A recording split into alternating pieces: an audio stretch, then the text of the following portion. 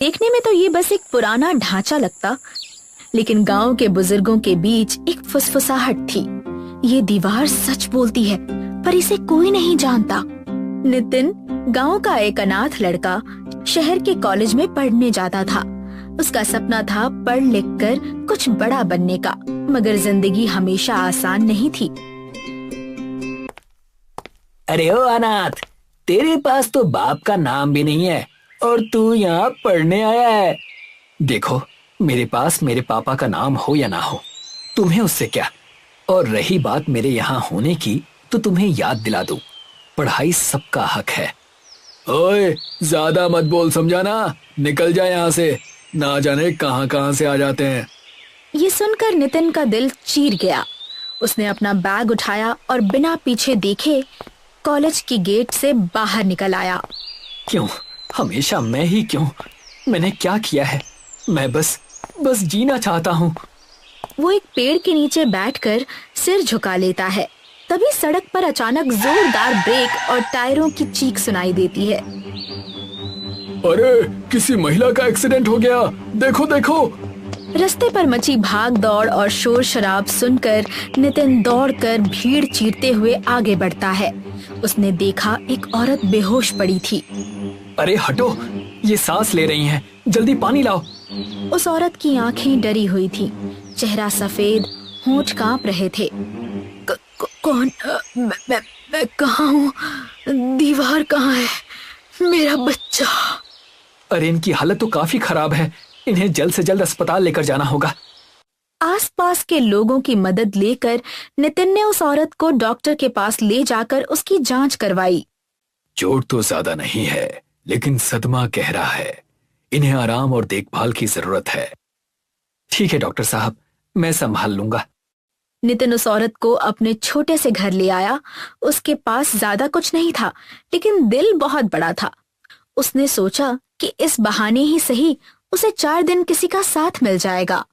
आपका नाम क्या है? मेरा नाम मेरा नाम। लगता है आपको आपका नाम भी याद नहीं है, लेकिन कोई बात नहीं, मैं आपको नया नाम देता हूँ।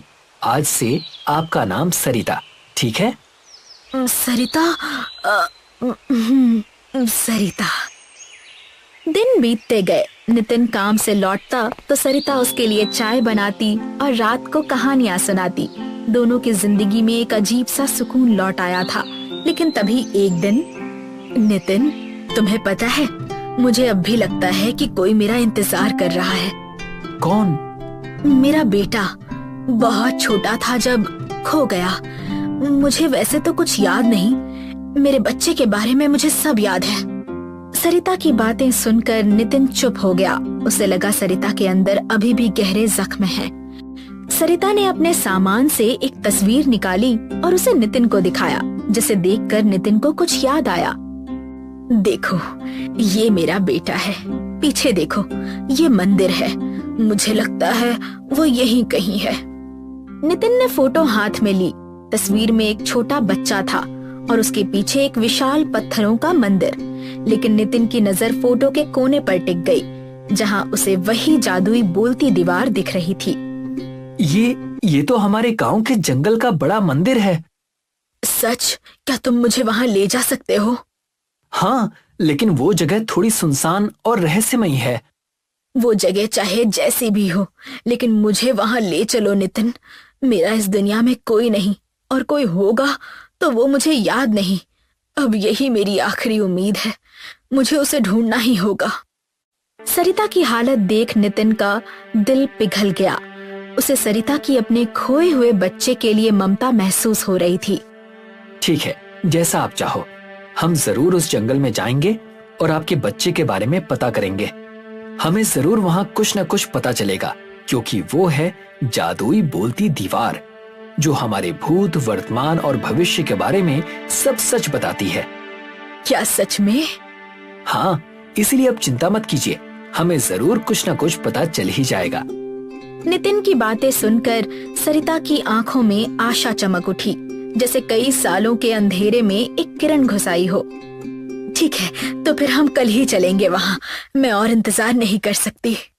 ठीक है, वैसे तो मंदिर तक जाने का रास्ता आसान नहीं है, लेकिन मैं संभाल लूंगा, वादा रहा। सुबह होते ही सरिता और नितिन जंगल के रास्ते निकल पड़े। सरिता के दिल में अपने बेटे को खोजने की उम्मीद थी। उसे मन ही मन लग रहा था कि आज उसे उसका खोया हुआ बच्चा मिल ही जाएगा। अरे बाप रे, ये रास्ता तो बड़ा ही अटपटा है और डरावना भी। हाँ, लेकिन यही रास्ता हमें मंदिर के पास लेकर जाएगा। बस हमें ऐसे ही चलते रहना है। नितिन और सरिता चल ही रहे थे कि तभी बादलों में गरज सुनाई दी और भारी दोपहर में अचानक अंधेरा छा गया। ठंडी हवा के साथ बारिश की बूंदें गिरने लगी। हे भगवान, ये क्या, अचानक ये मौसम बिगड़ गया। हाँ, लगता है हमें जल्दी बढ़ना होगा। दोनों मंदिर की ओर बढ़ते हुए एक गुफा से गुजरे।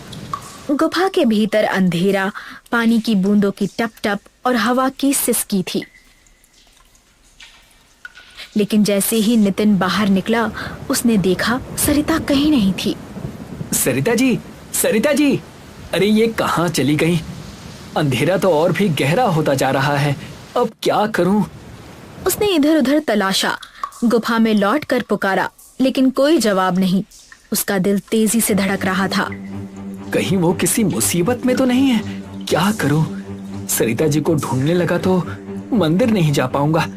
नहीं, शायद वो मुझे वहां मिल जाए। नितिन भागता हुआ मंदिर के विशाल आंगन तक पहुंचा। वो जख्मी था, उसके हाथ पांव से खून बह रहे थे। उसने देखा सामने वही जादुई दीवार थी। बारिश की धार में भी दीवार जैसे रहस्यमय तरीके से चमक रही थी। नितिन बिना वक्त जाया किए उस दीवार के पास जा पहुंचा और उस दीवार से कहने लगा, अगर सच में तुम सच कहती हो तो मेरी माँ जैसी सरिता को मेरे पास लौटा दो, लौटा दो। बेचारा नितिन बड़े दिल से प्रार्थना कर रहा था। तभी मंदिर के पीछे से एक धीमी सिसकी सुनाई दी। वो सरिता की थी। सरिता जी! वो दौड़ कर पहुंचा तो देखा सरिता की साड़ी भीगी हुई थी। पैरों से झाड़ियों के कांटों के कारण खून बह रहा था। आपको क्या हो गया? ये हालत कैसे हुई आपकी? गुफा में मैं गिर गई बेटा, और मैं बेहोश हो गई, जिसके कारण मेरी ये हालत हो गई। फिर जैसे ही मुझे होश आया, मैं यहाँ आ गई। सरिता के साथ जो हुआ वो सुनकर नितिन का दिल बेहाल हो गया। उसने सरिता को सहारा देकर दीवार के पास लेकर आया। तभी सरिता और नितिन के हाथों का खून दीवार पर पड़ा और अचानक दीवार पर एक चेहरे की आकृति उभरने लगी। ये क्या? ये तो भगवान की आकृति है। तभी अचानक दीवार से एक आवाज सुनाई दी, सरिता, तुम्हारा बेटा खोया नहीं, वो तुम्हारे सामने है। नितिन की सांसें थम गई। दीवार पर एक छोटा बच्चा और एक महिला का दृश्य उभरा और वो बच्चा कोई और नहीं, नितिन ही था। उसे उस दृश्य में दिखा कि कैसे वो बचपन में सरिता से दूर हुआ और बड़ा हुआ।